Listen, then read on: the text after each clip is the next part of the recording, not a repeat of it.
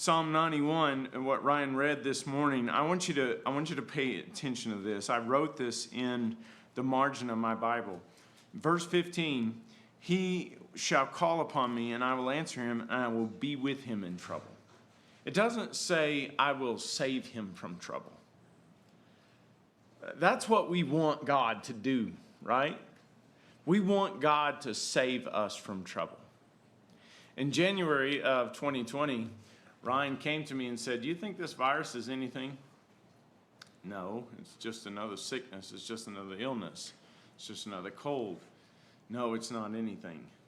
Until the World Health Organization got involved, and until you took the words right out of my mouth. Dr. Fauci got involved, then it became something. And it became something out of proportion. It was blown out of proportion. And at the 2 Sundays into March, our governor ordered directives for us to stay at home and not go anywhere. Governor Sisolak.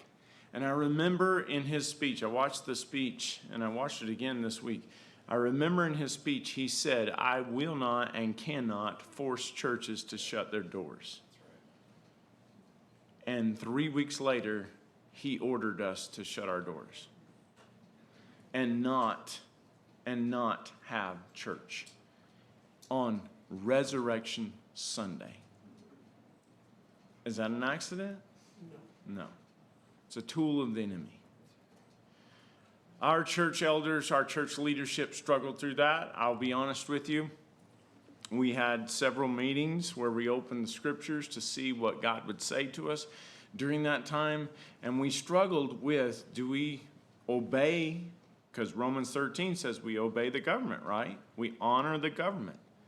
Do we obey the government's orders to close our doors? Or do we obey the scriptures that says, don't forsake the assembling of yourselves? And we went through that together.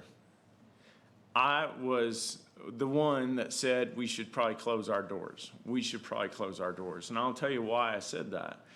I was in conference calls with other pastors and things that were going on in our area, Gardnerville, Carson City, Reno area. And they said, you're going to be the chink in the armor if you don't close your doors. You're going to cause us problems. You're going to cause the church more problems if you don't close your doors.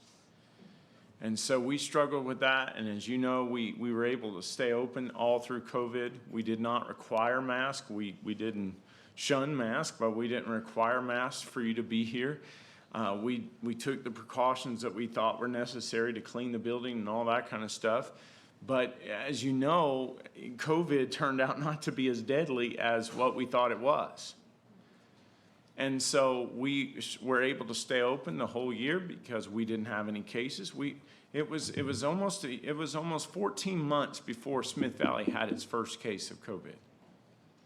After all the shutdowns and all that kind of stuff, it was 14 months. We didn't have any cases. So we didn't feel like we needed to shut our doors. And then we all got COVID at the same time. And we had to close our doors for a couple of weeks because we were all sick. So what the government was teaching or telling us or showing us or demonstrating to us was it's deadly, it's all this. No, it wasn't. It wasn't. Now, I do know people who died from the effects of COVID.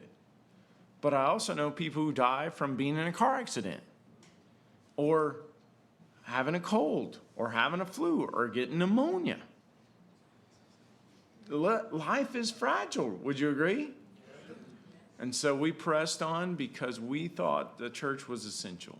How dare the government tell us that marijuana dispensaries and liquor stores and abortion clinics are essential and the church is not?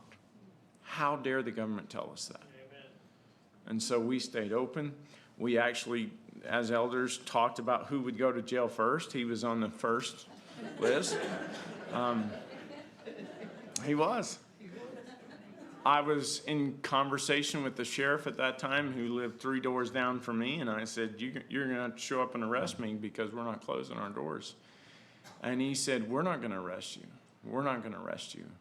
But there was talk through the Attorney General's office that they were going to come and shut Smith Valley Baptist Church's doors. There was talk on the internet that said Travis is going to kill Smith Valley. Pastor Travis is going to kill us because he's having his church open. There were pictures posted on Facebook of our church parking lot being full and other people complaining because their business had to be shut down. And they thought because the only reason we were staying open was because of money. You got to make sure you take up the offerings. We're going to take one up this morning, by the way, just to let you know. Because of money. No, it's because the church is essential. Amen. Let's watch the movie. God's truth is enduringly true throughout all the generations. It transcends culture. The church is always going to be an embattled people. If it's swimming with the tide, it's not being the church of Jesus Christ. Look to the past, learn from the past, because the whole world lies in the power of the evil one.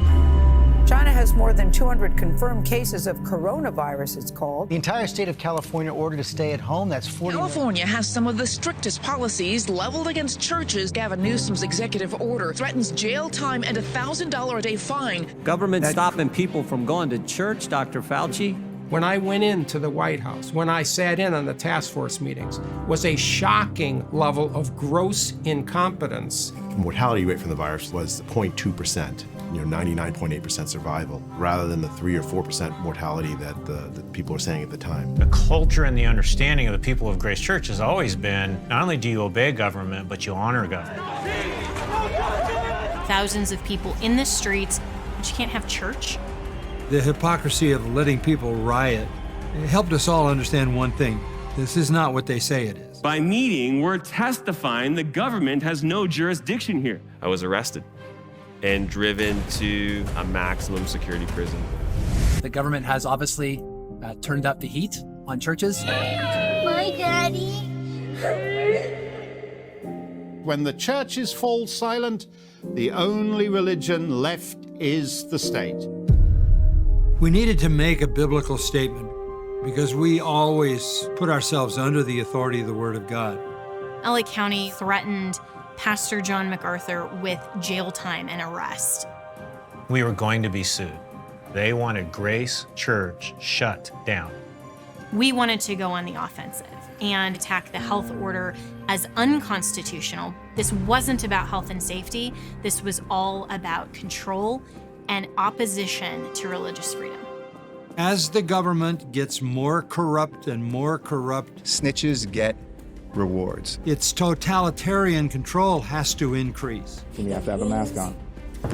And as they shut down any attacks against them, this is not about freedom or personal choice. The last thing standing is going to be the church.